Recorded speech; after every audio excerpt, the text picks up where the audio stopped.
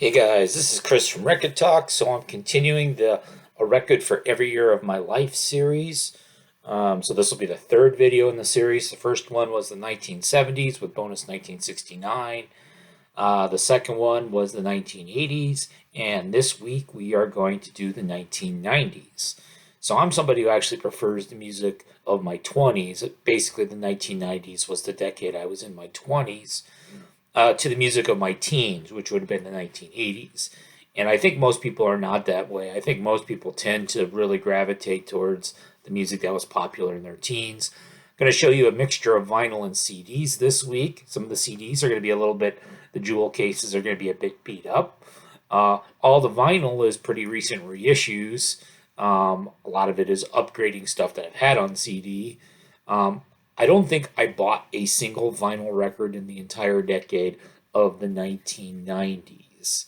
As by the mid 80s, I had already transitioned to cassette, then eventually to CD, largely because of the convenience of the format, being able to take it around with you.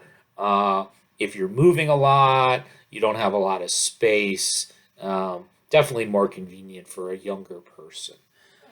So let's get into it. 1990, I'm going to show you some Garth Brooks No Fences on vinyl. So I turned 21 years old 2 days after this album was released. I remember when I was an undergraduate at the University of Wyoming, the Cowboy Bar was like one of the main places to hang out, and this Garth Brooks was basically played nonstop. The Thunder Rolls, Two of a Kind, Working on a Full House, Friends in Low Places. I always thought somebody should do like a punk cover of Friends in Low Places. I think it'd been really good, kind of sped up a little bit hardcore. Um, so, um, and then this is something I got. I got the box set from Amazon, who I normally don't buy stuff for $12, even though I probably now have about 7 times as much Garth Brooks as I need. 1991. I did a recent video with my 10 favorite albums in 1991. This was one of the albums featured. So Pearl Jam 10, released a couple days before my birthday.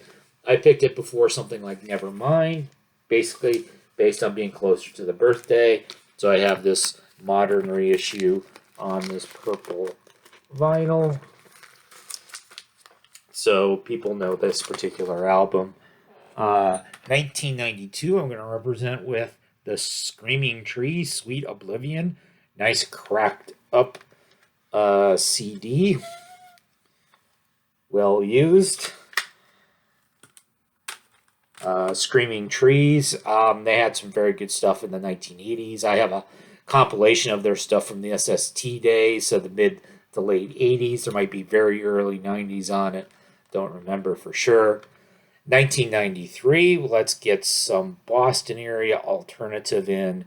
So we'll show you the Breeders with Last Splash. So of course, after the Pixies broke up, this was mainly Kim Deal's band. Her twin sister Kelly Deal was on board as well. And so this is the most well-known of the Breeders albums.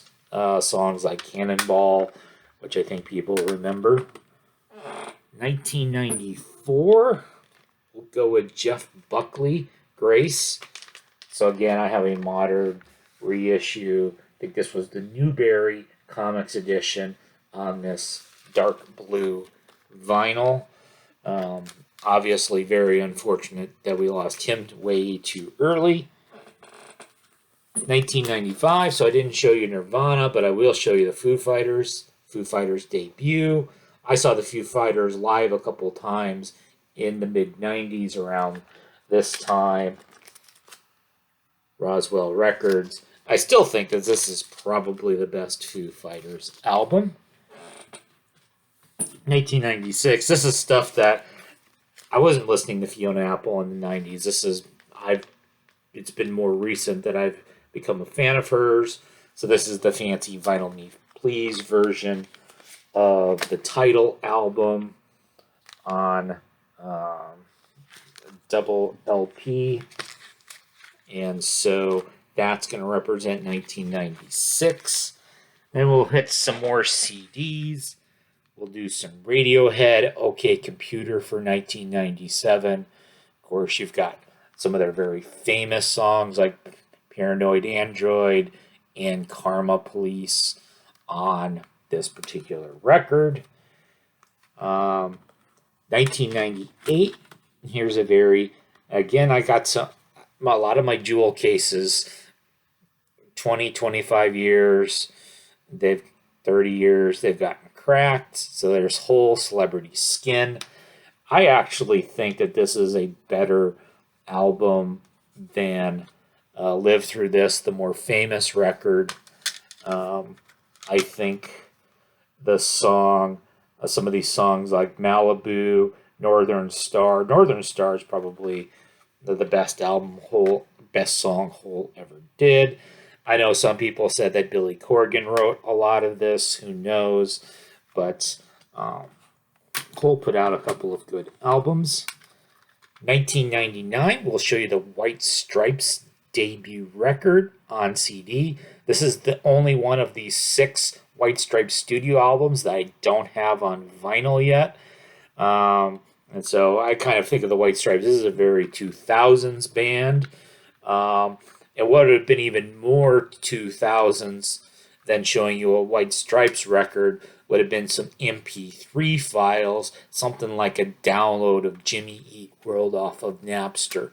I think that would have been about the most early 2000s thing you could imagine. So there you go. That's me representing the 1990s with 10 records. We'll come back next week. We'll do another decade. We'll hit the decade of the 2000s.